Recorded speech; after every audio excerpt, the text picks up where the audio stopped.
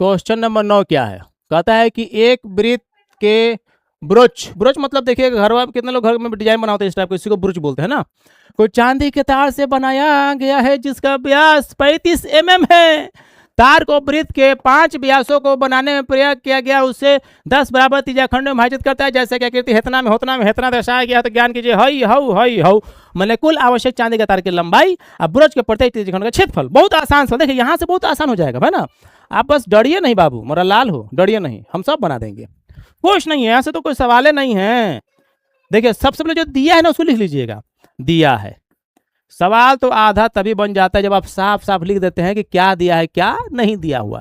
दिया है 35 mm जिसका व्यास 35 mm है। डी बराबर कितना दिया है 35 mm, तो आर कितना हो जाएगा 35/2 mm। mm कहते हैं मिलीमीटर को है ना, सेंटीमीटर का 10वां भाग। देखिए बस यही दिया है। अब सवाल बहुत आसान है। कुल आवश्यक चांदी के तार की लंबाई, तो देखिए 1 2 3 4 5 6 7 8 9 10, 10 त्रिज्या है तो व्यास कितना हुआ 5। तो मान लीजिए 1 2 3 4 5, पांचों धके जोड़ दीजिए पहले लंबाई। मतलब आपसे जो पूछ रहा है ना, पूछ रहा है कि कुल आवश्यक चांदी के तार की लंबाई कितना है। तो भैया यही ना 5 को तार लगा है, 1 2 3 4 5, 5 को लगा हुआ, 5 को जोड़ दीजिए प्लस है किनारे, किनारे भी तो चांदी का तार ही से बना हुआ है। तो परिधि, अरे किनारे किनारे की लंबाई को ही तो परिधि कहा जाता है। अमर लाल हो, अमर लाल करे जा मत सुना, किनारे किनारे की लंबाई जोड़ दीजिए। ये किनारे किनारे की लंबाई क्या है परिधि है, 5 के व्यास जोड़ दीजिए हो जाएगा बस। ये सब सवाल है जी, हट बिना मतलब का परेशान है आप। देखिए 1 नंबर, कुल चांदी के तार की लंबाई क्या करेंगे 5 व्यास तो 5D कर लीजिए प्लस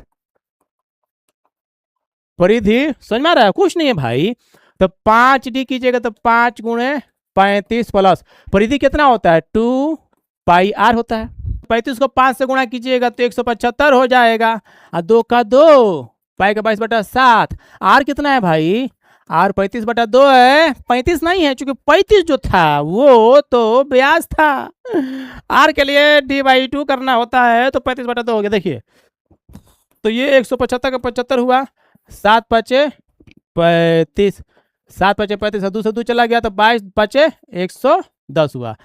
अब 175 110 जोड़िएगा ना तो 285 मिलीमीटर हो जाएगा। लीजिए हो गया आपका आंसर, यही तो आपका आंसर है, यही आंसर है, यही लंबाई है भैया। टोटल इसमें जितना चांदी लगा था ना सबकी लंबाई यही है।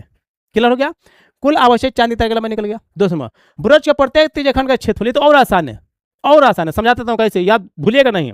जब भी इस तरह से वृत्त के अंदर बहुत सारा त्रिज्याखंड बना दे है ना, तो गिन लीजिए क गो त्रिज्याखंड है, उतना से वृत्त के फॉर्मूला में क्षेत्रफल में भाग दे दीजिएगा तो 1 का आ जाएगा। जैसे देखिए 1 2 3 4 5 6 7 8 9 10 गो है, 10 से अगर पाई आर स्क्वायर में भाग दे दीजिएगा तो 1 त्रिज्याखंड का क्षेत्रफल आ जाएगा। देखिए निकाल के दिखाते हैं। 2 नंबर, प्रत्येक त्रिज्याखंड का क्षेत्रफल, कुछ नहीं कीजिएगा, कुछ नहीं कीजिएगा, पाई आर स्क्वायर बराबर बटा 10। क्या है 10, क्योंकि 10 को दिया हुआ है।